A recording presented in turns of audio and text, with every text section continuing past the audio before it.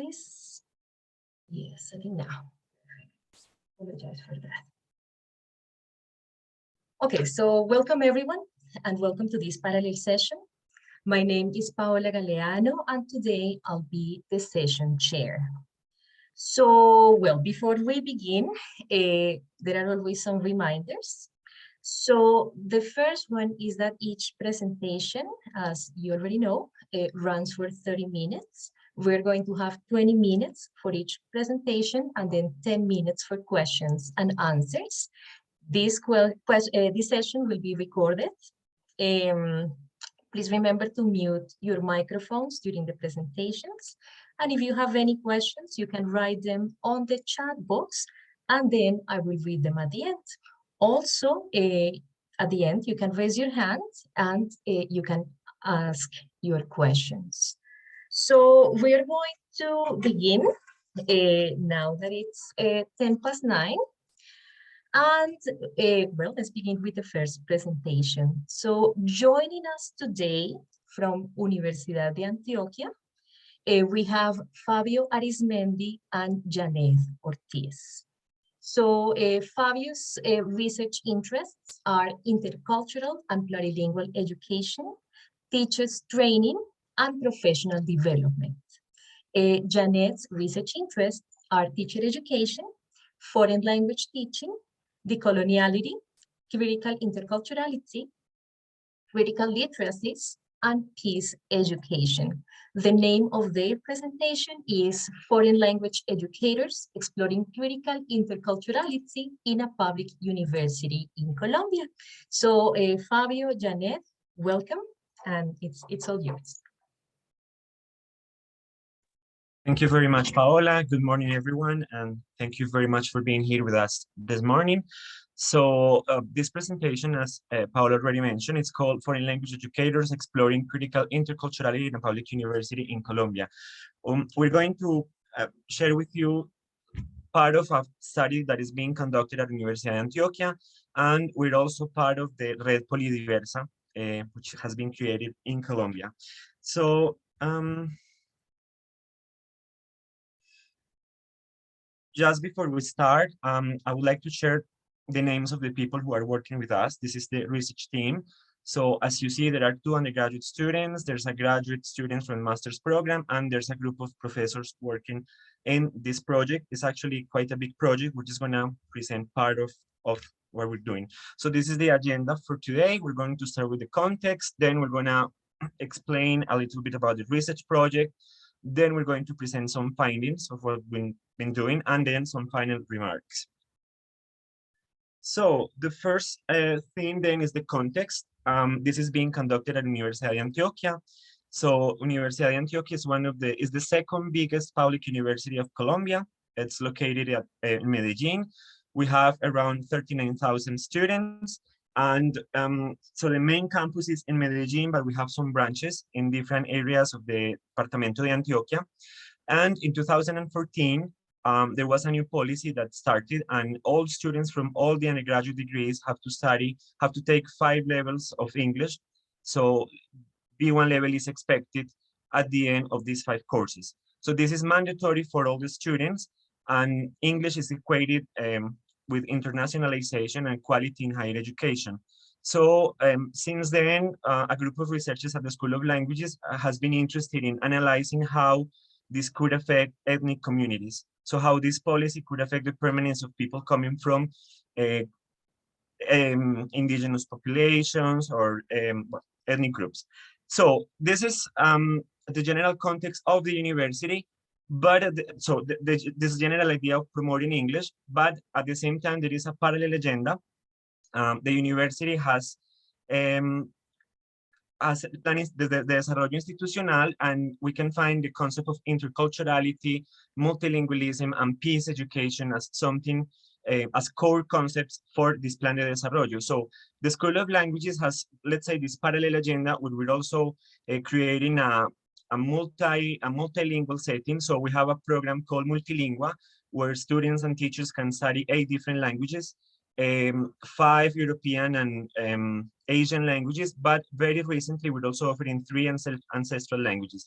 And one of the initiatives within this framework of Plan de Desarrollo Institucional, it's something that it's called at the university UDEA Diversa. So we're also trying to incorporate diálogo de saberes, so trying to acknowledge different ways of seeing the world, different ways of understanding education at the university.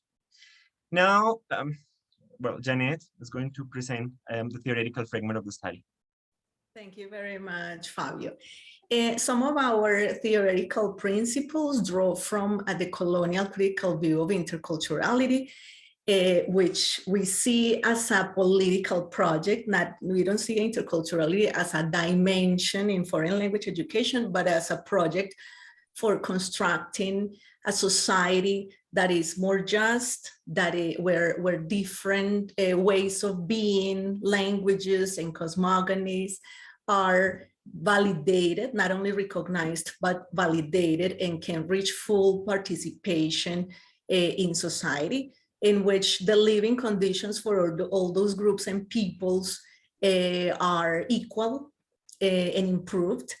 And there is interculturality from this paradigm is conceived as a project to oppose coloniality, is understood as the continuous and systematic inferiorization of peoples and groups that have been historically excluded and marginalized. Next, please, Fabio. We also draw on this construction of the notion of intercultural dialogue from a Latin American perspective as a way to construct interculturality in all of the spaces where we interact, not only in school spaces, but in spaces of interaction, of social interaction in general. And that intercultural dialogue starts from the critical analysis of the causes of inequality. It also aims at involving the languages of all participants and to treat them with respect, as well as their identities. It makes a big emphasis on the strengthening and validation of all the identities of those who participate in dialogue. And from this view of intercultural dialogue and interculturality, we see identities and cultures also as fluid, dynamic, contradicting, and conflicting as well, and changing. And we see diversity also as diversity from a diversity paradigm, all types of diversity. We're not only talking about linguistic diversity or ethnic diversity, but as a diversity of diversities, as that enactment of identities in individual and social exchanges, and that are performed at the level of praxis and at the level of exchanges that are shared with other people, and in which all those dimensions of identities are expressed in different ways. Go on. Thank you, Janet. Now we're going to talk a little bit about the project. So as we told you, this is an action research project that is being conducted at the moment. The project is called Languages for Permanence, a proposal from critical interculturality. And as you see here, this is the main objective of this project. We're aiming at exploring in which ways a critical intercultural approach to language teaching can contribute to the permanence of students coming from ethnic communities in higher education. So this is a big project that has 2 components. There is a component focused on students. So we have created a course, a specific course for students coming from these ethnic communities. So this is an English course where, you know, it's like a starting course at the university before they start the program, the official program. And then there is a second component, which is focused on teachers, so on teachers' professional development. And this is what we're going to report today. So we created a course for all language teachers at the School of Languages, and the course was called Enseñar Lenguas Extranjeras en la Universidad, una mirada desde la interculturalidad crítica. So Janet, Jaime Uzma, who's another colleague, and I were in charge of this professional development course. And the findings we're going to present come from that experience. So for the data collection methods, we had interviews, we have class recordings from the sessions, we have teachers' artifacts, teachers' reflections on a forum, and all the analysis is a qualitative analysis. So the course, as I already said, is called Enseñar Lenguas Extranjeras en la Universidad. And basically what we were intending to do was to offer a space to explore and reflect on critical interculturality in language teaching. And the course was offered between October and September 2020, last year. It was a 40-hour online course. Well, originally it was not supposed to be online, but we had to do all these changes. So we had 20 hours for synchronous sessions and then 20 hours for independent work. These are some of the topics that were discussed in this course. So we talked about diversity in Colombia and at Universidad de Antioquia. We questioned our understandings of culture and interculturality.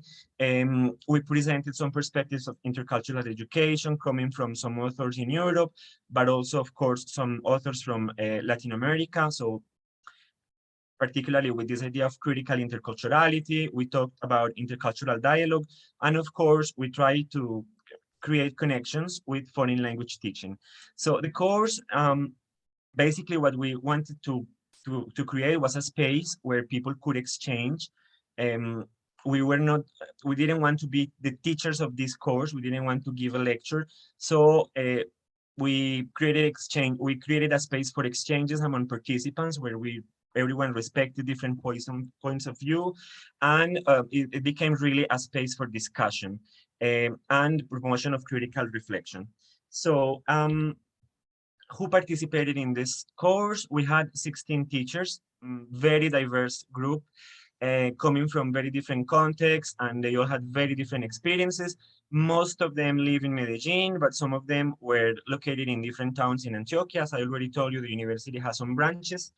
They all spoke Spanish, as you know, their mother tongue was Spanish, but you can see their language, the linguistic repertoire here. So they speak Spanish, English, French. There was a Portuguese teacher.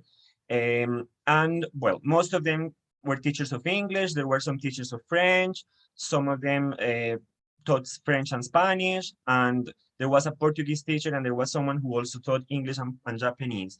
And they all worked in very different programs. So we had teachers who work in PIFLE, which is the program for the English program for all the university. Some of them were teachers in the English program for adults. Some of them were teachers in the undergraduate programs, either in the translation program or in the foreign language teaching program. And their students are very diverse. So they teach kids, teenagers, and adults. Now we're going to move on to some preliminary findings. The project isn't finished, so these are just some ideas that come out of what we've been doing. There are two, we're going to talk about two main findings. First of all, we're gonna present some understanding, some realizations about interculturality that come out from these sessions that we conducted with teachers. And then we're going to talk about the impact on the praxis, on some pedagogical practices for these teachers. So first of all, let's talk about these understandings. So let's say that we realized when we were analyzing data that this course was a space where teachers got some realizations about topics like this you see here, some more dynamic view of culture, the recognition of local cultures, gaining awareness of diversity. And so let's just have a look at this first one. This first realization is about, it's really a more dynamic view of culture. So you have a quote here from a teacher, Catalina, where she summarizes how her perception changed. And she says, fui entendiendo que era más como tener en cuenta los aspectos culturales del estudiante, porque en sí cada estudiante como viene, como es su propio mundo, su propio universo, tiene como la cultura allí individual. So you see how she defines students as having a small universe. And so she incorporates this concept of diversity in the language class. A second quote here comes from another teacher. This one is Antonio. And he talks about how we're used to teaching the culture of foreign countries like England or the United States or France, as it was mentioned in the previous plenary. And now he realizes of the importance of teaching about our own culture. Pero somos tan pobres para aprender la cultura nuestra, la riqueza nuestra, nuestros valores, nuestros orígenes.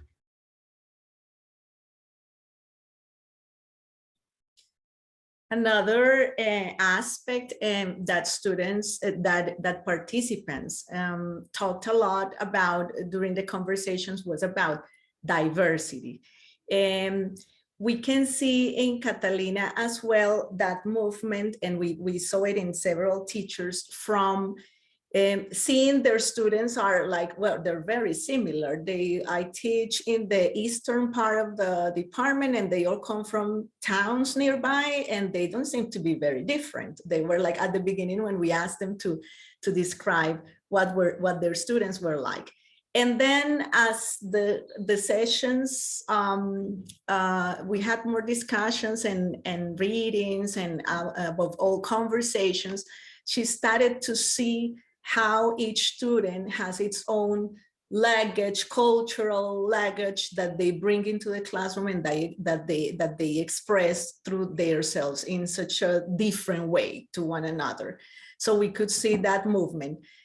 We could also see that they said things about how they saw their students as unique and diverse and different, not only at the level of the classroom, but also institutionally. And they also talked about tensions that in students' relations with others that are different, with other groups, for example, there are unequal relations. For example, in this case, you have on the right a quote by a teacher describing how minority female students in a program like engineering had to struggle to demonstrate that they deserve to be there. Being women, being a woman in an engineering class, it implies some additional challenges for women. So we brought all of these, or participants brought all of those situations in which it's not only about recognizing diversity, but how difference becomes a problem in that interaction among students, and they started to talk about that and to describe what they saw around. Also, something very significant to us was how participants started to verbalize, to put into words their own comprehension of interculturality. From what it meant to them, there was like a very close connection between their understanding of interculturality and their own selves. Seeing interculturality as something that needs to permeate your own self. And as you can see it on the quote that you have above, Luis, he says, this is about trabajo sobre uno mismo, desprenderse de sus prejuicios, estereotipos, es un trabajo más allá de la academia. So not seeing this interculturality or concept of interculturality as something academic, but as connected to who they are. And also as that agency, like seeing themselves as agents that can promote interculturality in the classroom and what it entails, like creating more just classes, more inclusive classes in which students can express themselves in different ways, in which where they feel their identities are welcomed and validated. That was what Jose said in the interview. And in the second part that Fabio mentioned about the impact, well, I'm going to give you a very small example, because what we did as the project for this course was that teachers formed groups to work on a collaborative planning activity of a unit. So they needed to decide, although they were from different programs, they needed to choose a program, a course, a unit from that course, and discuss and come to agreements on how they would involve in that planning intercultural elements, how they would do it differently. And they had, of course, to have long conversations and negotiate, and it was not an easy process. Next one, Fabio, please. So in this case, we had a group of English and French teachers working together on an English course, part of the institutional English program that it's offered to thousands of students at the university, because all of undergraduate students take these courses. And they chose a unit talking about, in which students had to describe different places at the university, places in the city, etc. But places at the university was the unit that they picked. What they did was having a conversation, of course, on how they were going to approach that unit differently. So they took, for example, language objectives, content objectives, and tried to figure out what was missing from it. So they saw that the unit, of course, had very clear what linguistic, in terms of communication, what linguistic objectives were going to be achieved. But then they added how those descriptions of places at the university could be explored deeper, so that students learned about the history that each place in the university has. And that helped them make connections to the history of the social movement, how it has impacted the university, etc. So they created a series of exploratory questions that allowed for different conversations in the classroom. And from there, yes, Fabio, you can show the next one. And from that different approach, they also intervened and modified different worksheets that they had used differently in previous plannings, and they included like that other aspect on how to go beyond the description of a place and talk about its historical significance for current students at the university. Let's continue, Fabio. I think we can go to the next one. We had different views from teachers about what the course meant to them. One of the teachers said how the course helped her to self-discovery, to value more who she is and being more aware of different aspects of her identity. The third teacher, for example, here, he was a teacher very aware of his Afro-descendant identity, and he said the course helped him reflect on how he has devoted most of his academic work. He was a researcher at the university level to find ways to teach foreign languages better and not to see foreign language teaching as a way to promote conversations among different cultural groups. So those were some of their ideas. And finally, we want to finish with some remarks. First, we have come to see that interculturality entails, as teachers expressed it, an involvement of themselves as educators and as people, right, as human beings. That is not only an academic matter or a topic that you study to do research on. And that also the professional development initiatives from like dealing with interculturality need to also reflect those characteristics of intercultural dialogue. How, as facilitators in this kind of initiatives, we also try and promote equal exchanges, not, for example, positioning ourselves as facilitators as the ones who hold knowledge, for example. So what kind of different dynamics we can promote in professional development initiatives from an intercultural dialogue perspective. We also think that it is very important that in Colombia and in Latin America, we are, as researchers dealing and promoting an interculturality, a critical view of interculturality, we not only read about proposals in other developed in other contexts, but start to value more local knowledge in our country and in Latin America, and also coming from other disciplines that help us see those intercultural relations from our place and position in the world, and also thinking with other scholars and researchers in other countries that are talking about, that are having similar concerns. But definitely we do need to value more our local knowledge. That's all. Thank you very much. Okay, thank you so much, Fabio and Thank you. Janet. Yes, thank you so much for this presentation about your research, your action research project and the course Universidad. So now we're going to have a few minutes for questions. I don't know if we have any questions, maybe on the chat. Yes, okay, we have a hand. I see a hand. So Alexander, please, go ahead.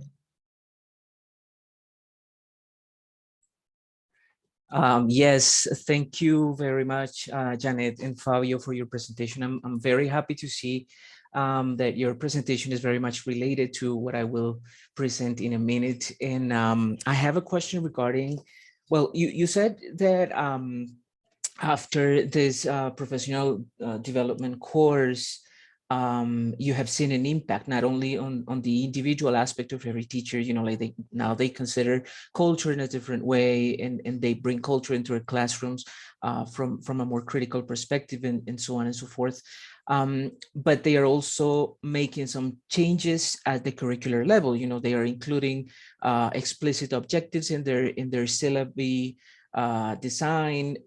So I wanted to ask if this is something that you have also seen in language educators from the foreign languages teacher education program in Universidad de Antioquia, right? Because what I saw is that most of the participants are, you know, language teachers for the general courses of the university, but what happens to the curricular level of the foreign language teaching education program you guys have? I can answer. I'm actually coordinating the undergraduate program. So this project that we're conducting at the moment, actually, this is a second project of a series of projects. And initially, well, I wasn't participating in the first project, was Janet and Jaime. And project was focused on teachers who teach students for the rest of the university, not undergraduate students. So for this second version of the course, they invited me, and the idea was to open the course a bit more, and we had some teachers from the undergraduate program. So just to clarify that. So in the undergraduate level, we have done a lot. We have done a lot because the transformation of the curriculum, after the transformation of the curriculum, actually interculturality is one of the pillars or one of the core concepts of the licenciatura. So we have intercultural education and critical perspectives as core concepts guiding what we do. So interculturality is it's really present in all the courses, in language classes, in pedagogic courses, etc., etc. So we've been doing really a lot of work. Actually, that was part of what I did in my PhD dissertation. I basically teach French. I work in French area. So there are some initiatives. For example, during my PhD dissertation, we created a community of practice where teachers work on interculturality. So there are a lot of things being done. I don't know, Janet, if you want to add anything. Fabio, maybe just mentioning the example that Dr. Anne-Marie Truscott also highlighted from the Licenciatura program, and is that in the new program, for example, in that through that having interculturality as a through line and trying to promote that diálogo de saberes, the practicum, the series of courses looking at the practicum have also been completely redirected.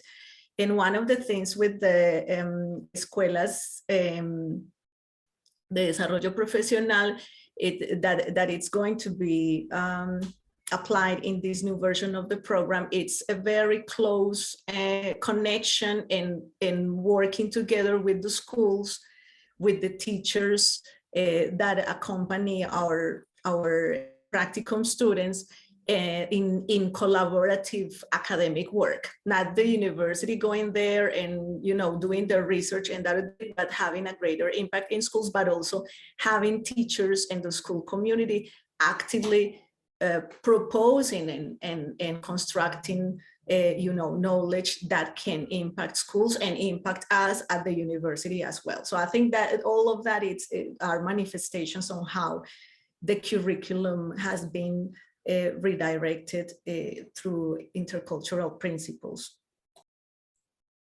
Thank you. Thank you so much. Very enlightening. Okay, thank you so much.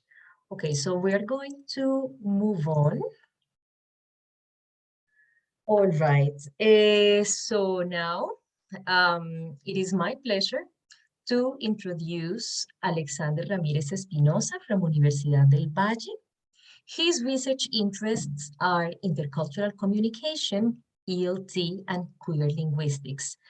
His presentation today is called Interculturality in Language Teacher Education, the Last Decade in Colombia. Okay, so Alexander, welcome. Thank you very much, Paola, for your kind introduction. Let me share my screen, and I hope you let me know if you can see this at your end, because at some point I will stop seeing your faces. Yes. Okay. Yeah, it's fine. So yeah, so once again, good morning, everyone. My presentation today is Interculturality in Language Teacher Education in Colombia, the last decade. Well, maybe you're wondering why the last decade. Well, this presentation stems from my dissertation proposal. I'm starting the second year of my doctoral program, and I am interested in researching about the promotion and assessment of intercultural communicative competence across the curriculum of a foreign language teacher education program where I work at Universidad del Valle. So even though I have conducted a much more comprehensive international literature review, this presentation only focuses on the very specific context of our country and on the even more specific context of foreign language teacher education programs, okay? Now, before, as an antecedent to this literature review, Alvarez Valencia in 2014, who is my dissertation advisor, he had proposed a literature review showcasing the treatment of culture-related topics in 6 Colombian journals, covering a time span that goes from the very first issue until 2011. So he reviewed 34 papers in 6 Colombian journals, covering, you know, like a wide array of topics such as material development and perceptions of interculturality, stereotypes, definitions of cultures, and so on and so forth. And so what I did, or before telling you what I did, some of the things that Alvarez found was that even though most of the work on culture had been done by language educators in Colombia, limited studies were found in the areas of teacher education. So with this in mind, I took up the literature review where Alvarez left, and I conducted a new literature review that was guided by 3 questions, these 3 questions that you see here. So first, I wanted to know if there has been an increase in the number of studies about culture, specifically in the context of foreign language teacher education programs. The second question that guided my review was, what are the main research concerns of Colombian scholars regarding culture and ICC in teacher education programs? And the third question that guided my review was, what implications we can draw from culture-related literature produced in the last decade. So this is a little bit of the methodology I used for conducting the literature review. It was done in 13 refereed journals. So I included the 6 journals mentioned by Alvarez Valencia in 2014, plus 7 other journals that either did not exist at that time or that began to publish works related to culture and language teaching in recent years, okay? Now, I covered the last decade, so from 2011 up until 2021. Again, I focused on articles about intercultural communicative competence or culture-related issues, but specifically in foreign language teacher education programs. So many other things are being done in other contexts, but I just wanted to focus on these programs that prepare pre-service language teachers. And I included articles in English, French, and Spanish. Now, well, these are the journals that I reviewed. You can see here the 13 journals. And then here's an inventory of the issues that I revised, and then the total number of articles that I found. I found 23 articles tackling ICC or culture-related issues in foreign language teacher education programs. Now, the reason I chose these 13 journals, it's because their scope include topics related to applied linguistics, foreign languages, education, interculturality, and foreign language teacher education. And also an important selection criteria was the fact that all these journals were refereed and by means of a double-blind review process. So, okay, yes, I ended up reviewing 250 issues, and I found 23 articles. This already answers the first question. Somehow, you know, like my first question was whether there had been an increase in the number of studies about ICC or culture-related topics in foreign language teacher education programs. And so we can see that not only has there been an increase in the number of journals publishing about these topics, but also, you know, that there has been an increase in the interest of relating both pre-service teachers programs and interculturality. So regarding the second question about the main research interest during these 10 years, I could notice that the research has focused on 4 main categories, as you can see here. One category that I had broadly named perceptions. Another category that has to do with pedagogical experiences. The third category I found was pre-service teachers as intercultural agents. And a last category that has to do with theory or reflection-based papers. So now I want to talk a little bit more in detail about these 4 categories. Well, you can see here, this is a graph that shows, you know, like the main trend is perception. So 39% of published research has to do with perceptions and attitudes and beliefs. Then the second highest trend is pedagogical experiences. We have some articles around the topic of pre-service teachers as intercultural agents. And finally, we have the last trend that it's theory or reflection-based papers. Now, in category 1, let me see.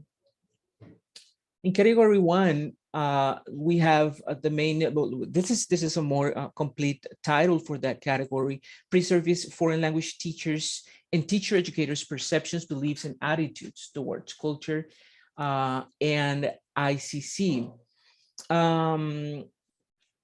So I would say that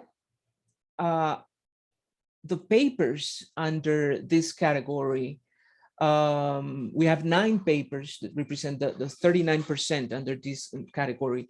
4 papers revolve around the perceptions of language teacher educators, okay? Then 3 papers have to do with pre-service language teachers, perceptions and beliefs. And then there are 2 papers that integrate the vision of both of them, okay? Now, let me talk about what the main findings tell me about perceptions and attitudes of language teacher educators. So in terms of their understanding of the concept of culture, one definition that prevails is that of culture as a set of superficial aspects that can be taught as contents. Now, in terms of interculturality, we see that it seems to be understood as an instrumentalized process in the foreign language classroom, meaning that it corresponds to the inclusion of fun facts about countries or information about foreign countries for the sake of developing communicative skills. So we are instrumentalizing the cultural context in favor of developing more linguistic skills. Now, in terms of attitudes, what these articles reveal is that language teacher educators have very positive attitudes, you know, about the inclusion of culture in the classroom. They always stress the importance of cultural awareness. They talk about the relevance of culture and language teaching. They talk about the tight relationship between language and culture. However, there is a disconnect. You know, like there seems to be a disconnect about their perceptions and their attitudes and what they actually do in the classroom. For instance, some of the articles mentioned that the syllabi don't have explicit objectives or contents related to the acquisition of ICC. That was why I was so happy to see what Janet and Fabio just mentioned in their study. I mean, some changes are being done in the program in Universidad de Antioquia. Now, let's talk about what happens with pre-service foreign language teachers. Well, it is not surprising that these perceptions and attitudes are inherited by the pre-service teachers who are in the process of preparation, you know. So we find that pre-service teachers' definition of culture is based on traditional views, and they mainly see culture as a static phenomenon. Now, the definitions of ICC provided by the most part of the population in these articles were either limited, or in other cases, they didn't know what to respond. They said they knew what culture was, but they couldn't put it into their own words. And a very small percentage, according to the authors, very small percentage of these participants gave general incomplete definitions. Now, regarding attitudes,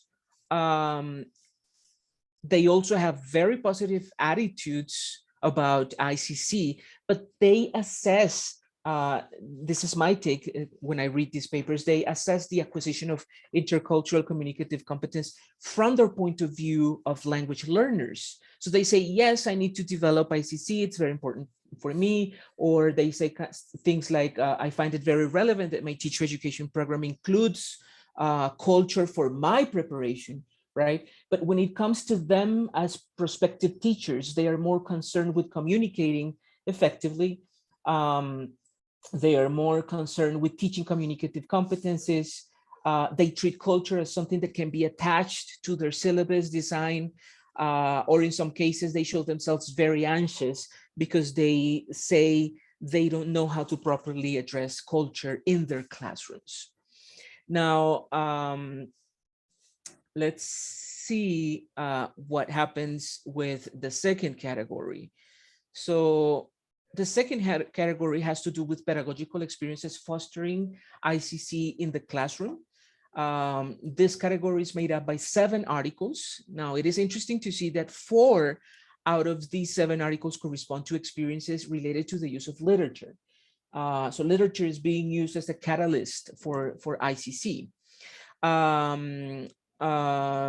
We can see, you know, as an example, studies of the inclusion of authentic multicultural short stories, the use of African literature, the creation of ancillary material for fostering ICC by means of books and word literature. Technology is another salient topic. So we see some studies mentioning the use of emails, online platforms, internet, telecollaboration projects. And I think that maybe because of the confinement of COVID-19, many teachers have explored more and more the use of technologies for ICC purposes, and we might see many of these articles being published soon. And finally, I found a couple of articles addressing the development of ICC, not in foreign language courses, but in pedagogy courses or in elective courses. And by the way, I included here the study by Fabio Martinez, the presenter of the previous paper, in his course, in an introductory course that he offered for Universidad de Antioquia. Now, This brings us to the third category, which I feel is closely related to the previous one.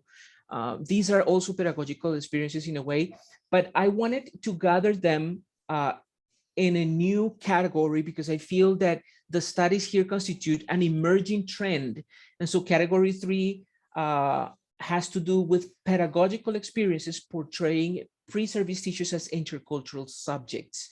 In this category, we have 5 papers, and the main characteristic is that is the role assumed by pre-service teachers in situations in which they must enact their intercultural selves.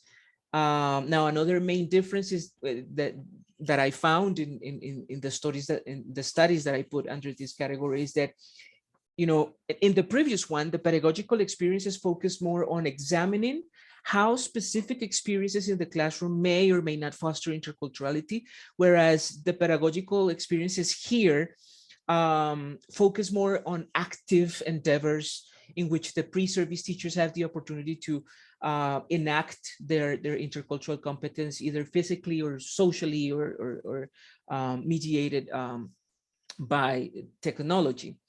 Now, something interesting here is the use of local diversity as an opportunity to foster intercultural exchange projects. So we can see, for example, pre-service teachers acting as intercultural mediators in local exchange projects. We have experiences, for example, of some students in Medellin visiting other students in Cali or other students in Ibagué, and how, by engaging in academic discussions, they found that they were culturally different, even though they were Colombian. So it's interesting to see how we are seeing our Colombian diversity as an asset for exploring intercultural encounters. Now, in the last category, we have theory and reflection-based papers. They mainly focus on the tenets of incorporating culture in language teacher education. So here we see we kind of have like 3 main characteristics of these papers is that they foster an invitation to include ICC in the agenda of all foreign language teacher education programs. They call for an explicit inclusion of ICC, as Fabio was saying, a pillar, a fundamental pillar for curriculum construction. We have also another thing that these 3 papers have in common is that it's a theme of cultural education as an urgency in a society like ours. In the Colombian society, we are a society in which singularity is usually threatened. We're a country where we come from a long history of war and bloodshed. So it's because of our history that cultural and intercultural education is a must, right? And finally, there is a third theme that I could identify in the papers under this category, and it's there's an exhortation to work for a pedagogical and epistemological turn in language education. One turn in which critical interculturality might be the core to build programs to eradicate and resist traces of coloniality in ELT, and where pre-service language teachers are prepared as both intercultural subjects, but also as teachers who are able to keep on promoting interculturality in future generations. Now, what are some of the implications that I find in this literature review? I see that there has been, hold on. So some of the implications that I can draw from this literature review is that there is a need for transversal and explicit curricula around interculturality. Many of the endeavors that we see published in these articles correspond to individual projects by 1 or 2 teachers who are interested in exploring interculturality in their classrooms. But we need to make of these endeavors a more institutionalized project. I mean, we need interculturality to be the core around which whole curricula are built. Another implication that I see, and this is also an urgent call that I perceive in many of the papers, is that we need continuous training of teacher educators and pre-service teachers through professional development programs. We don't have many professional development programs around the integration of culture in the languages classroom, or the fosterment of ICC. Many of the voices of the teachers in these papers say that they are not very sure about the theory of interculturality. They don't know many models. They don't know how to design objectives. They don't know how to bring material into the classroom. They want to do it, but they don't know how to do it. Another implication is that I see many of the stories of the studies are moving towards criticality. So we are kind of like moving into a new stage of more critical studies and critical interculturality. It's kind of like an implication for future research. There's this constant call for critical intercultural perspective. We have articles arguing that we need to go past the functional interculturality perspective, and that we need a critical vision of interculturality, that we need emancipatory curricula, that we need decolonial curricula. So by way of conclusion, I could say that there is an interesting increase in the number of studies that relate culture and interculturality in foreign language teacher education programs. But I dare say that the field of interculturality in Colombia is still getting momentum. We are still in the making, okay? So yeah, we have 23 papers in the last 3 years. They are a lot compared to what we had before, but they are still very few, okay? Another thing that I noticed is that the last decade has focused on diagnostic stage. We have been diagnosing, we have been diagnosing perceptions of language teacher educator, perceptions of pre-service teachers, what they think, what they consider, how they define culture. But now I feel that the field deserves to start a pedagogical and epistemological proposal for curricular interventions. Now we need to move past those diagnoses, and we need to start doing something systematically for reaching a true intercultural orientation in language teaching. What else? Then I want to insist also in that we need a move towards collective and institutional endeavors. Now, most of the pedagogical experiences that I have seen in Colombian journals correspond to individual initiatives of some teachers. Now, these efforts of these teachers are important, they are applauded, but it is necessary for foreign language teacher education programs to build cross-cutting proposals and joint efforts around intercultural education. We need study plans with much more explicit and precise objectives of cultural competence. We need ICC and cultural component to be clearly and schematically visible in the different course syllabi comprised in foreign language teacher education programs. We need to insist also on professional development programs for in-service and pre-service teachers. And I want to finish quoting Medina and others' paper they published in 2012, where they say, an intercultural curriculum is not a mere anecdotic addition of cultures at the center, nor shall it be simply limited to mere activities. So in other words, what this says is that cultural contents and the promotion of ICC cannot be thought of as an ancillary element in the curriculum, but as the explicit course, the explicit core of foreign language teacher education programs in Colombia. So thank you very much. Okay, thank you so much, Alexander. So now we have time for questions. Please, if you can write your questions on the chat or you can raise your hand. Okay.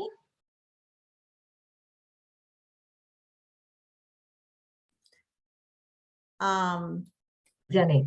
I would like to make a comment and a question.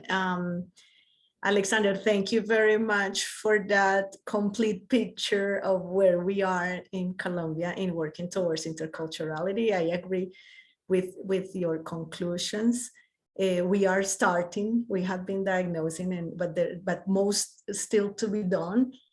And there is something very interesting, many interesting things on your conclusions, but I would like to know a little bit more about how you see that connection between interculturality and issues of peace construction in our country, because you brought it up in some of your ideas.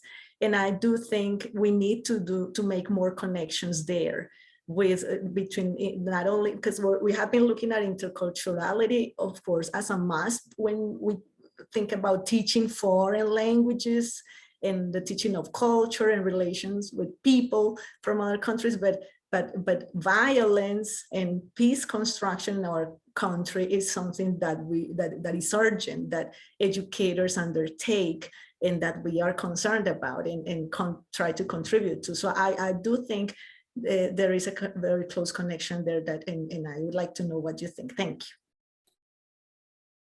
Absolutely, yes. I think that the connection between interculturality and peace construction in our country is that we need to prepare intercultural mediators, not only in language teaching, but in all the fields. But in order to do that, we need to understand culture from a more comprehensive perspective. So we need to move past this conception of culture attached to the territory, and then we need in foreign language teacher education especially, we need to go past the conception of culture as something foreign, as something exotic, and then we need to see culture and interculturality as something that we can enact on a daily basis. I mean, we are a country that it's very rich in diversity, and where conflict, it happens every day in our country. I mean, I think that here in Colombia, conflict is bound to the diversity that we have. I mean, we have different issues of racism here that can be tackled by means of an intercultural perspective. We recently have, the phenomenon of migration, Venezuelan students coming to our schools and suffering exclusion. That is a great opportunity for us to tackle interculturality. Political parties here, for example, we have very big quarrels on Facebook, for example, and we see that people don't respect each other, and most of this has to do with seeing the world differently. So I think we need to take advantage of all that diversity, but in order to do that, we need to prepare professionals and specifically language professionals that can see culture in all those aspects of diversity, not only in the foreign realm, which I think it's what you guys are doing also with this Red Polidiversa in this you used a nice word, pluriversidad, I guess was the word that you used. That's exactly what you guys are doing. Okay. Thank you, Alexander. Thanks a lot. We have two more hands. I see Jose Aldemar and Luz Mary Quintana, but I'm also a little bit concerned about the time. Do you think that maybe we can, answer the question in these 2-3 minutes, and then we can begin? Okay. I'm sorry. Yes, Jose Aldemar. Not sure. Maybe Luz Mari, because I can talk with Alex later. And yeah. All right. Luz Mary, do you want to ask your question, or we can also write the question for Alexander? Alexander, maybe you can share your email with us, and then, you know, we're going to have more time also for the next presentation. Yes, it's okay. I think Alexander is studying at Universidad too, right? Alexander. Okay. So I'm really interested in contacting you. And I just one question that only takes 10 seconds, and is, have you already published your study, this one that you presented today? No, I wrote a paper on this literature review, and this is part of a contribution to a book that Professor Jose Aldemar will be editing soon. So it's probably going to take a while for this to come out, but definitely I can share, you know, like the preprint with you. And yes, I am studying. I'm starting my second year at the doctoral program in Untitled. Okay, me too. Okay. Awesome. Thank you very much. Thank you, guys. Thank you. Okay, thank you so much.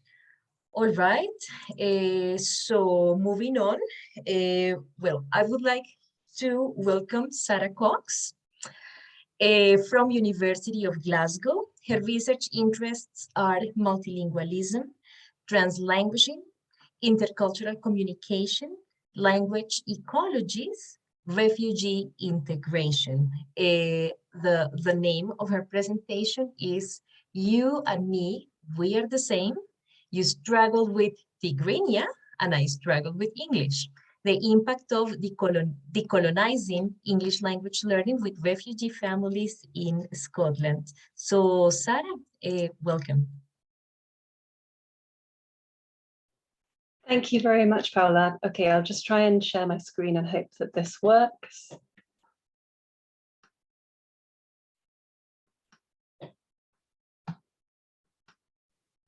Yes, it does. Great, thank you. Can you see that? Does that look okay? Thank you. Okay, so hi everyone, I'm Sarah Cox and I've recently completed my PhD at the University of Glasgow in Scotland. So my background is in informal language learning for refugees delivered in community settings. So it's quite a different focus from the other presentations in this session. In this presentation, I'm going to discuss the impact of decolonising English language teaching with refugee families in Scotland by presenting findings from my PhD research. So this was a 5-month teaching study where I worked collaboratively with a group of refugee women and their children who'd recently arrived in Glasgow through the British Red Cross Family Reunion Integration Service. The participants were all women who'd joined their husbands who'd been living in Scotland for quite some time.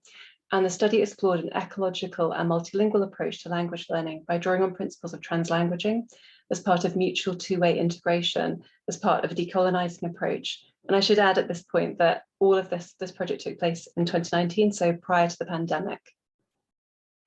So I'll structure the presentation by introducing the research project. I'll talk through the policy context and the theoretical framework, and then I'll talk about the methodology and the findings, which I'll split into the practical benefits and the impact beyond pedagogy of our work.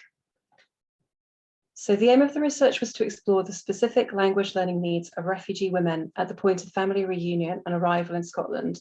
And I wanted to explore whether their needs could be better met through an ecological and multilingual approach, which recognised their full linguistic repertoire and their existing skills, with the aim of really building their confidence at this period of profound change in their lives. So the approach was heavily grounded in the context of orientation and adjusting to their new lives in Glasgow. They'd all been living in Glasgow for just a couple of weeks, and they were all very new to learning English when we started the project. So rather than me simply teaching them English and working solely in English, I also became a learner of their languages, of Tigrinya, Farsi, Tamil, and Arabic, which were all new languages to me, really with the aim of exploring the shift in power dynamics and to facilitate multilingual translanguaging sessions as part of a broader decolonising approach. The project also explored the gap between recommendations in academic literature, policy and practice. And one of the key policies that I considered as a foundation for the research was Scotland's New Scots Refugee Integration Strategy, which recognises the importance of multilingualism, and it promotes opportunities for refugees to share their home languages in positive ways as part of two-way mutual integration. The strategy also recognises the many skills which refugees have, in contrast to a narrative which suggests that not being able to speak English well is deficient and problematic, which is a narrative that's become increasingly prominent in the UK media and recent political discourses, which I'll also discuss. So there's also a growing body of academic literature which recognises the need for decolonising multilingual approaches to reflect the multilingual realities of ESOL learners' lives. But in contrast to policy recommendations and recommendations within the literature, most current language classes in Scotland are still delivered in English-only settings, and they're underpinned by monolingual teaching methods based on the need to use the target language, which is English, obviously, as much as possible. So this is the gap between policy practice and academic literature, which this research sought to explore. And the findings illustrate that working multilingually had practical benefits in terms of increasing confidence and accuracy, but it was really the impact beyond pedagogy that really stood out, and that's what I'll focus on today. So in terms of the context, the increase in migration into Europe, which peaked in 2015 to 2016, is often referred to as the refugee crisis, but this term really reinforces a very negative discourse surrounding increased migration, and it points to refugees as the source of a perceived problem. There's also a very important counter-narrative, which gives a more balanced view by framing this international humanitarian crisis as a reception crisis or a crisis of hospitality, and instead questioning the way that refugees are received into their host communities. The situation in Scotland is complex because immigration is a reserved matter under the control of the UK government, but the support services for education and language learning for refugees are devolved, and they're under the control of the Scottish government. So there's a very real tension between these two very different approaches. The UK's approach has been shaped by its hostile environment policies, which have the expressed aim of making the UK a profoundly unwelcoming place to deter refugees from coming and staying in the UK. This approach has been criticised as unjust and dehumanising.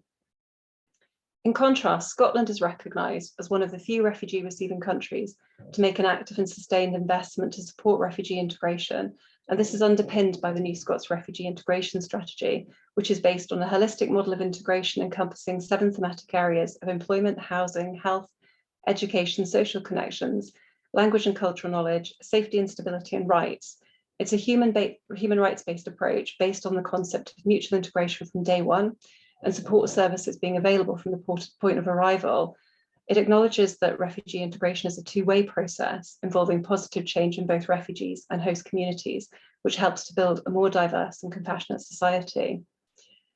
So when the New Scots strategy was refreshed in 2018, a new focus on language was added to recognise the importance of language learning for refugees. And the language focus values a multilingual approach and states that refugees should have the opportunity to share their language and their culture with their local communities in positive ways as part of this two-way mutual integration, rather than the more assimilationist style of integration that we see expressed through the policies of the UK hostile environment. So the ideas within New Scots contrast sharply with the UK political discourses, which frequently link immigration to the debate on language learning and suggest that there's a need for everyone in the UK to speak English. This is a prevalent narrative that promotes the idea that social cohesion can only be achieved if everyone speaks one common language. We see these opinions reflected in recent comments from politicians. Just to give a couple of examples of this, in 2016, the UK government commissioned the Casey Review, which claimed that there was a need to set a date by which time everyone in the UK should speak English. Then there's this quote from Boris Johnson, just shortly before he became Prime Minister in 2019, where he said that there are too often parts of our country where English is not spoken by some people as their first language, and that needs to be changed. In many parts of England, you don't hear English spoken anymore. This is not the kind of community we want to leave to our children and our grandchildren. So my research really sought to challenge this monolingual social cohesion narrative through a multilingual approach by providing linguistic hospitality and drawing on the principles of mutual integration laid out in New Scots.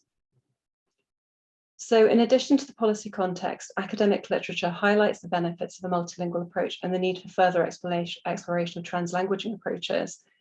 I began my theoretical framework with an understanding of language ecology and exploring what an ecological approach might look like within the context of this particular project. I drew on 2 key principles from Haugen, who's often considered to be the founder of the term language ecologies. The first is the connection between language and environment, which was key as the participants were adjusting to a very new and very different environment. And I drew on the idea of mutuality and porosity between life outside the classroom and what happens in the classroom, and how these two contexts interrelate and respond to each other as we see here in this quote from Cranch, Devine and Phipps. Secondly, an ecological approach recognizes the connections between languages and the mind, and I found this compatible with a multilingual translanguaging approach based on linguistic repertoire. So this ecological approach is holistic and understands language as co-constructed, dynamic and emergent. And this really fitted well with my methodology, which I'll come to on the next slide.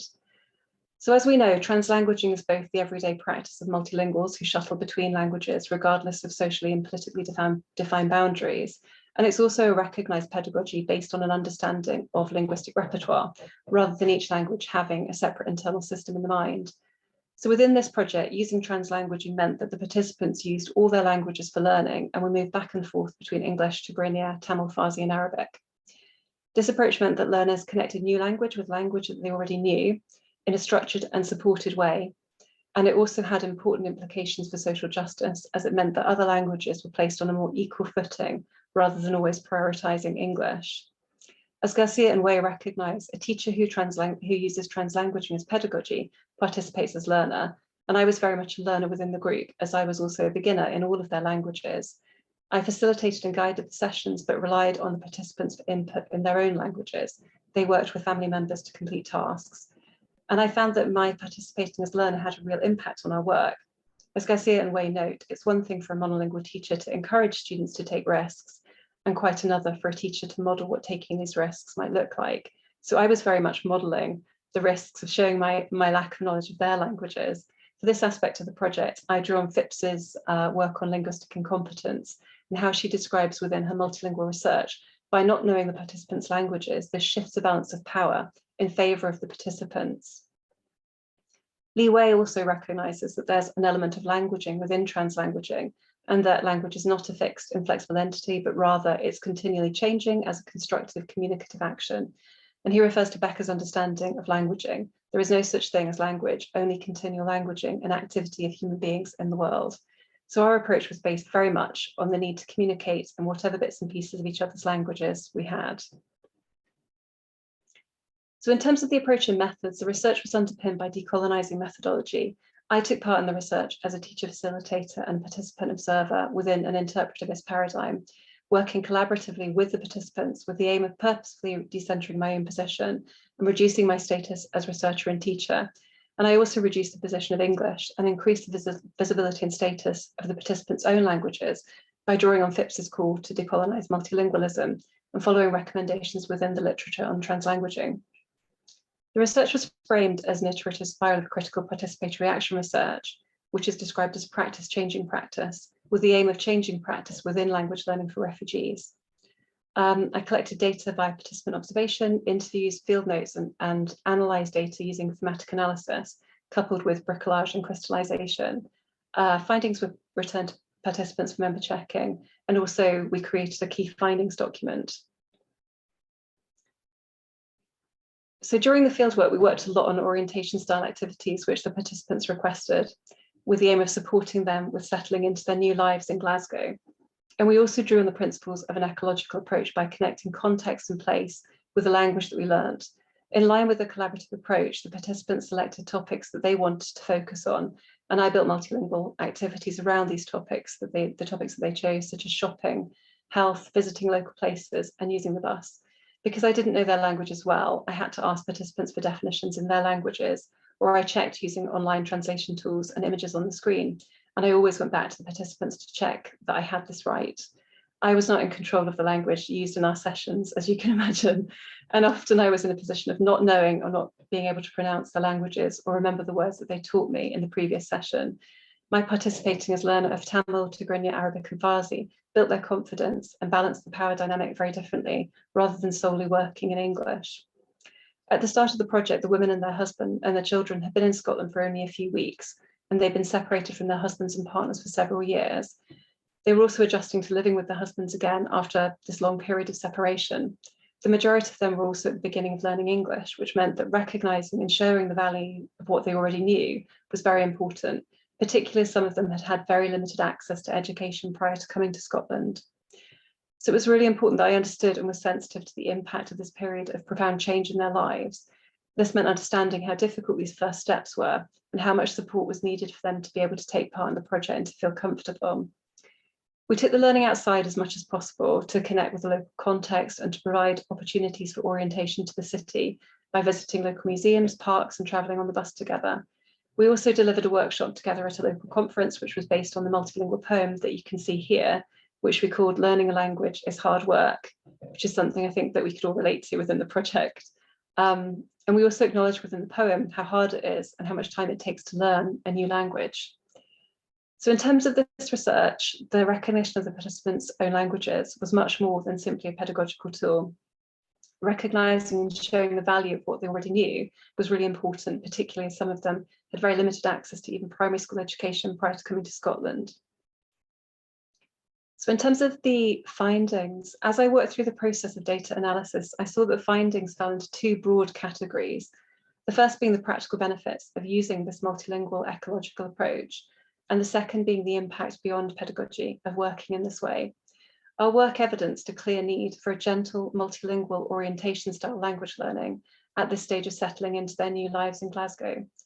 Working in this way helped to build the participants' confidence as they were able to connect new language to language they already knew, and they could see the place of their own languages within our learning. One of the participants told me in the final interview that she had gained enough confidence to be able to go to a community ESOL class, something which she didn't feel she could do before, and that our project had formed a really useful, supportive first step for her. She told me that using Tamil in class helped her at the beginning of learning English. The participants also told me they found it helpful to use their own languages for accuracy, and that this helped them with knowing the exact definition. And I also came to rely on this to check comprehension. I found that if the participants were able to give me an equivalent word in their own language that they had understood, and I could be really confident about that. I think that this really evidences that home language is always the foundation for comprehension, and that we learn new language through language we already know. This is something which Claire Cramch also notes, as she says, the meaning of a new piece of knowledge will emerge not from the syllabus, but from the connections the learner will make with his or her own prior knowledge and experience. Participants felt that working multilingually was particularly important at the very beginning of learning English, and that using their own language supported their learning. They also found that using their own language with English was simply better. One participant told me, it's so nice when you try to help us in our own language, we go home with some words and we understand. And because each participant had a family member in the class, this also meant that they could practice together at home and follow up on some of the language we covered in our classes. Another participant told me that even though it was difficult to learn English, because I told her in Tigrinya, she understood. And this was a common theme, that we acknowledged how difficult the process of learning a new language is, particularly from the starting point. And this was really mirrored through my own lack of their knowledge and my own starting point with their languages. All participants agreed that using their own language was important for them and that it supported their learning. So in addition to the practical benefits, it was really the impact beyond pedagogy that stood out within the findings. And it really struck me how powerful some of the participants' comments were. One participant told me that she could see that we were the same because I was struggling to learn Tigrinya just as she was struggling to learn English. And this sense of symmetry between my attempts to learn Tigrinya and their attempts to learn English was a recurrent theme in our work. And I found it really interesting that this was so visible and that the participants could identify this right from the beginning of the project. Participants also told me they felt empowered to learn because they could use their own languages in class, and they felt that the two-way mutual integration on which New Scots is based was recognised in our work, and that was really important for them. In terms of my own role, I provided a direct example of how much time it takes to learn a new language, that it's natural to need repetition and reminders to be able to retain new language. This symmetry and struggle with their languages was evident from day one. One of the participants told me as early as the first interview, you and me were the same. You struggle with Tigrinya and I struggle with English. And this sense of mutuality was highlighted on several other occasions, and in the way that she described my efforts to learn Tigrinya. She told me that she could see we were equal unknown, that my struggle to learn Tigrinya was just like her efforts to learn English. And I also found it really interesting because she was quite free and comfortable to make these comments directly to me. And I think this really comes back to the idea of modelling these risks of showing linguistic incompetence that Garcia and Way talk about. Garcia and Way also talk about how using learners' own languages can enhance personal interaction. And I definitely had a sense of our relationships being enhanced by my efforts to speak their languages. So I found my own linguistic incompetence was a powerful tool to express solidarity. And this is something which Alison Phipps at Glasgow University has also discussed within her work. By using a non-dominant language in an unexpected context, and how this has particular benefits when working with people who may be experiencing pressure or pain in the context of seeking asylum. Working in this way also provided a sense of linguistic hospitality, which Kearney describes as necessary mediation between host and guest languages, supporting the two-way integration process, and also counteracting some of the effects of the hostile environment. Kearney also describes linguistic hospitality as a middle road where one honours both host and guest languages equally while resisting the takeover of one by the other. And I tried to bring this directly into our work by meeting each other halfway through mutual language learning and effort on both sides. One participant noted, "It's quite good that you're able to teach me in my own language. It gave me power, it empowered me. I thought, she's able to teach me by my own language, so why not? I will learn English." It empowered me to learn and to come each time. And this comment really stayed with me throughout the project because she was very generous, saying that I was able to teach her in her own language. We both knew how limited my Tigrinya was, even at the end of 5 months working together. But my willingness, I think, to give a word in Tigrinya alongside English seemed to be enough for her to feel empowered to learn. So working multilingually and reducing the status of English in our work also supported the participants to construct a more empowering identity, which acknowledged the skills and the experience which they already had by making them highly visible in our work. This, alongside linguistic hospitality, was reflected in the key finding. Using my language in class made me feel welcome and comfortable. And I think working multilingually helped to make the learning more accessible at this early stage. So just a few conclusions. This was a very small project. I worked with just 4 families over 5 months, but I think the findings show the impact of attempting a decolonizing approach to language learning with newly arrived refugees at a very local level, and how clearly the women I worked with felt this approach benefited them. By repositioning the place of English in our work, we were able to incorporate linguistic hospitality and work collaboratively to bring the two-way mutual integration on which New Scots is based directly into our work. The participants' own words were powerful in terms of recognising the impact of our decolonising approach, both in terms of reducing my own position and in terms of reducing the position of English within the research. Obviously, there's a very clear need for refugee women to learn English, but by translanguaging and incorporating their home languages, we found this built confidence and gave other languages a recognised place and a recognised value within our work. It was clear from this research that there's a need for a gentle, informal start to language learning, and that this was enhanced by working multilingually. Currently, SIL provision is severely underfunded in Scotland, and a more stable model of funding is needed to be able to support such approaches and small group sizes to facilitate the high levels of support that I was able to provide within this project. The findings also show that a multilingual approach can be used even if the teacher doesn't know the learner's languages, and in fact that there are particular advantages of this linguistic incompetence as it shifts the balance of power, which can increase feelings of symmetry and empowerment as the teacher also participates as learner. The participants' words within the study reflect how strongly this approach suited them by telling me that they felt empowered to learn. Thank you for listening. These are my references, and I'll be happy to answer any questions. Thank you so much, Sarah. I think that it was a very inspiring talk. It's a very interesting project that you are developing with these women in Scotland. So I would like to know if there are any questions from the audience.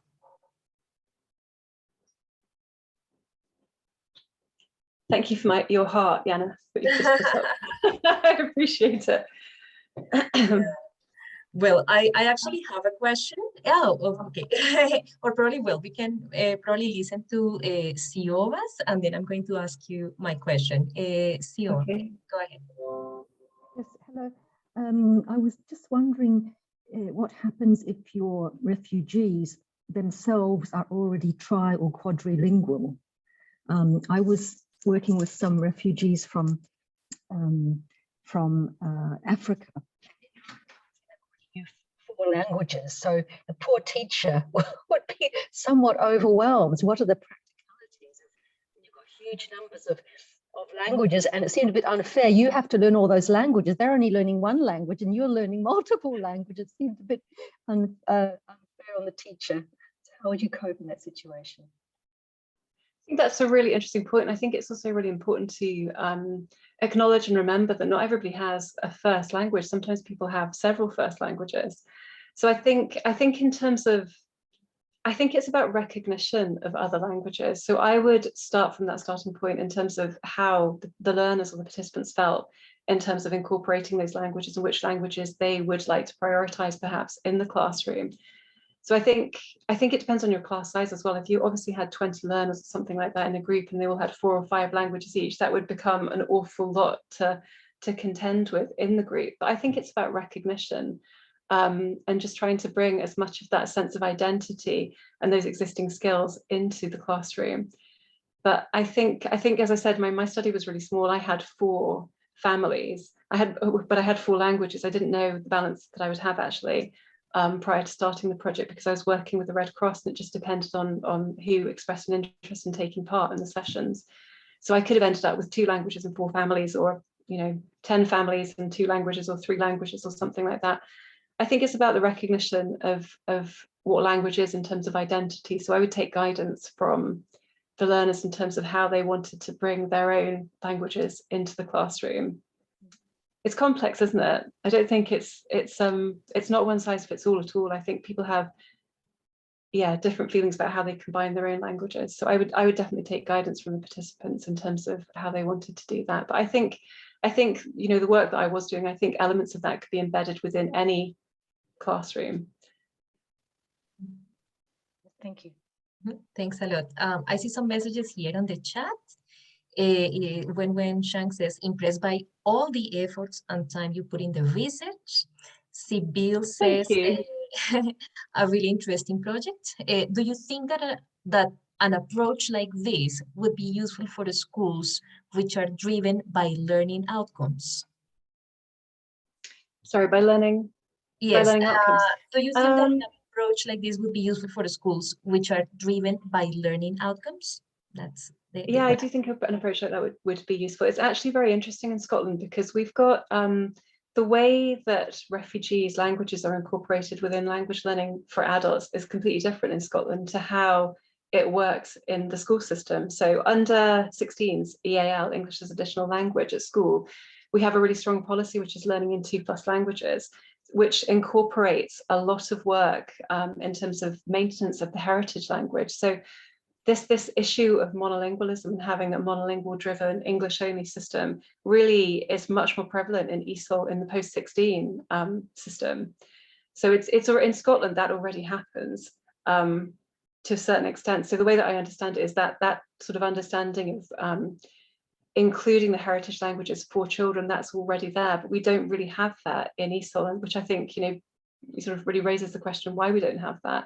So I think for us, it's less about what we can learn from teaching adults and drawing that into school. It's the other way around in Scotland. It's more about looking at what they're doing in schools in terms of the EAL provision and learning in 2+ languages policy, and actually transferring that into how adults are taught English. But I'm really interested to know about how that works in other contexts, because it sounds like that might be really different. Yes, thank you. Okay, there are some other comments. Let's see. Thanks, Sarah. Great project, great work, and beautiful project, Sarah. There's one here by Janet. It says, Sarah, thank you very much for sharing this inspiring project. It requires a lot of courage to undertake the challenge of learning our students' languages while teaching them a dominant language. And it makes so much sense. A lot to learn from your experience. Okay, thank you very much for the lovely comments. I will come again. All right. Okay. I'm wondering if I can ask a question. Yes, please. So thank you. So my students are from various backgrounds, and I myself speak Mandarin and also English, not a native speaker though, and Italian. So sometimes I kind of link my own experience, language repertoire with theirs. So they are really glad, they feel included, they are really excited for me doing it. But meanwhile, I feel like the other students who doesn't have any connections with these languages, they feel like be isolated or neglected. So what's your comment on that? Do you mean because you don't speak the same languages as all of your students? Yeah, not all the students. So I kind of like include some of them, but othering the others. Yeah, I think that's a really interesting point, isn't it? I mean, I've taught in Japan and Germany, and I speak German, and definitely my experiences of teaching in Germany when I could speak teaching English in Germany when I could speak German, that was very, very different.